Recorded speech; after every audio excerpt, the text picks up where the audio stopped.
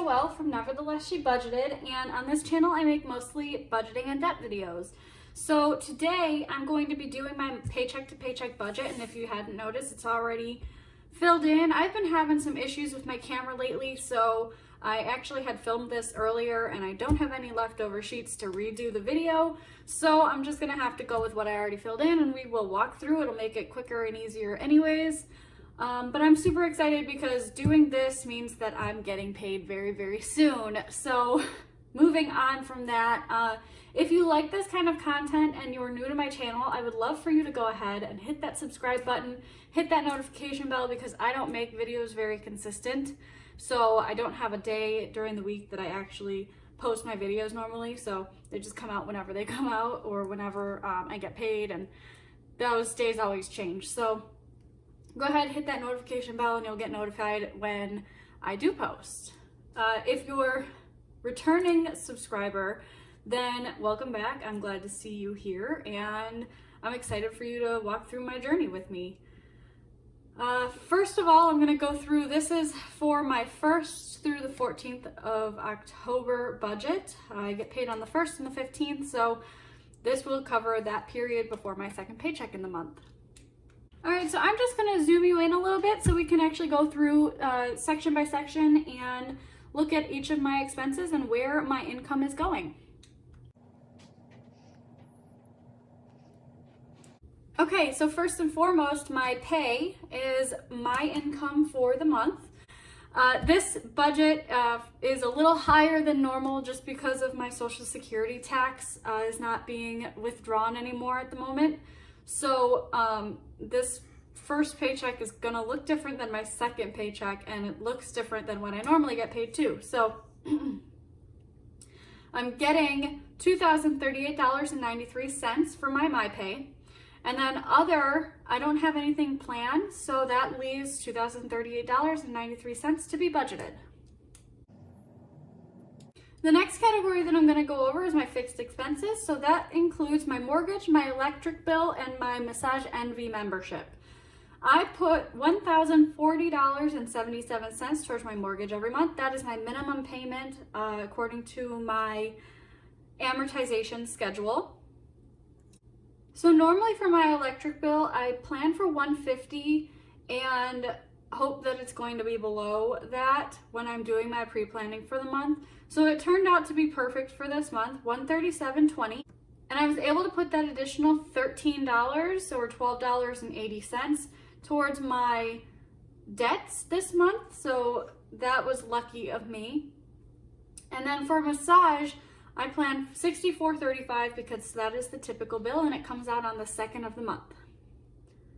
So when I move down for that one, that totals up to $1,242.32, and it leaves a remaining of $796.61 from what was budgeted for my total income. The next section of my paycheck to paycheck budget is my variable expenses, and these are my cash envelopes. These are what I carry around with me on a daily. So groceries, I give myself $150, and so far that's been working out pretty well. I haven't overspent and I haven't underspent. I've actually stayed right around that $150 for my 2 weeks of groceries. Eating out, $50. I would love to have a little bit more money there, but right now it is suiting me for what I need it to, and it's getting the job done. So I'm able to buy what I need to, or when I don't want to cook. But, you know, of course, everybody would love to eat out a little bit more. The next category is travel, and that's my gas and tolls. If I plan on going on a trip or something where it will require me to go on tolls, I'll typically increase this. But so far, so good. I've actually been able to stay in the $35 range for just traveling around my local area.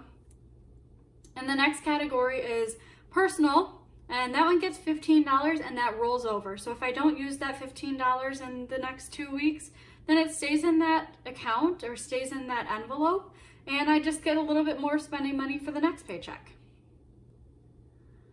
Finally, I have unbudgeted, and I don't plan anything for that one in terms of like pre-planned money. But if I do spend out of any of these categories, or if I don't spend out of these categories and I end up spending something out of these categories, then that's an unexpected or unbudgeted fund or fee, then I will put it into this category and I'll show it here at the bottom for my totals. When I add all of these up, it gets me to $250, and when I subtract that from the $296 or $796.61, I get $546.61.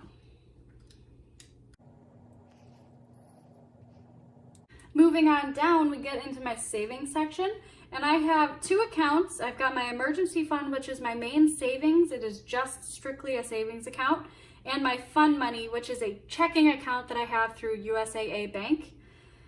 The emergency fund is what I'm planning on bulking up at some point after my debt is all paid off. That one's going to be my 3 to 6 month fund. Currently has about $1,000 in it for my baby step number 1, if you follow Dave Ramsey. And my fund money, since it's a checking account, is kind of like my emergency fund for if I'm out shopping. So it's more so like my buffer for my variable expenses. I've also added over here a Social Security tax, which normally would not be included in this account or savings or at all on this sheet. But since the government is doing the Social Security tax deferment, I do have that extra income coming in. And so I'm putting that away for now. My next budget or paycheck to paycheck budget is going to be not reflecting this anymore. I'm actually doing a different type of a plan. So if you want to check that out, I will link it here. And it basically entails just me investing that money, buying more stocks right now, and come January, decreasing my investment so that I kind of offset the cost of doubling up on this in January. But anyways, so for my emergency fund and my fund money, I give $25 each for the beginning of the month, and towards the end of the month I do another $75, so that's $100 for the whole month, but $25 for the first part of the month. And then I'm also putting the additional Social Security tax deferred money into my savings right now, so it's $103. Next, I will move us up to debt. And in my debt category, I have my car loan, which is $352 a month, and I split that in half for each paycheck. And I put $176 towards it on the first paycheck. For my carpet, my minimum payment is $74.07, and this is my carpet bill. Basically, it's a credit account that I got through Wells Fargo, through the carpet company to pay for my rug that I had installed in my new house. And the last one is my Citibank. This is my current snowball. Normally the minimum payment on this is $25, and I'm putting $112.54 so that it rounds it out when I get to my total to $362.61. As you can see here, I'm showing a $0 remaining. If you've been doing the math with me, you'll know that I have $31. And I'm going to show you where that actually has ended up going. When I did my previous filming of this video, I went down from savings to my sinking funds and then back up to my debt, just so I had a more exact number for my Citibank. But now that I'm re-recording, I am just gonna go in the way that you, I guess, typically would if you're focusing on a debt snowball. All right, and last but not least, we get down to my sinking funds category or section of the paycheck budget sheet.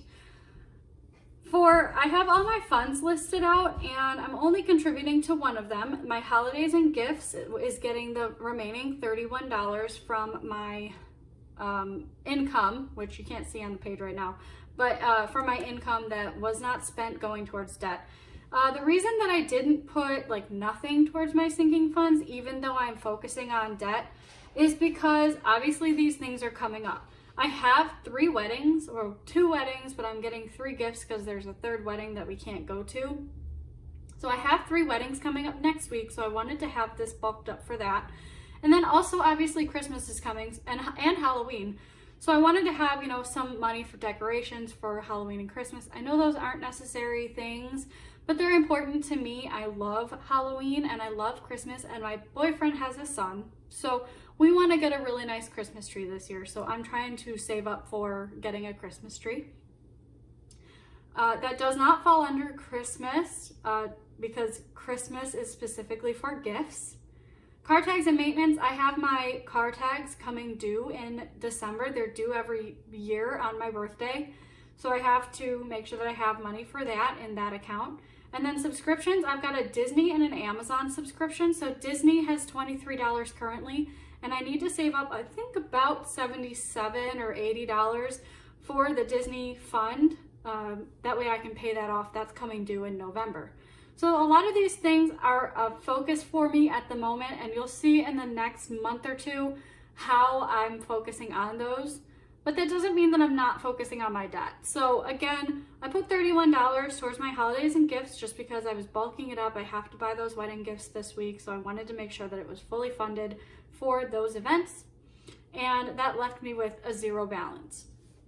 I'm gonna move you over to my cash breakdown now, and we'll go through that, and then in a couple days when I get paid, I will go to the bank and I will pull out that cash and we will do a cash stuffing. So stay tuned for that. 1 second, let me move you up.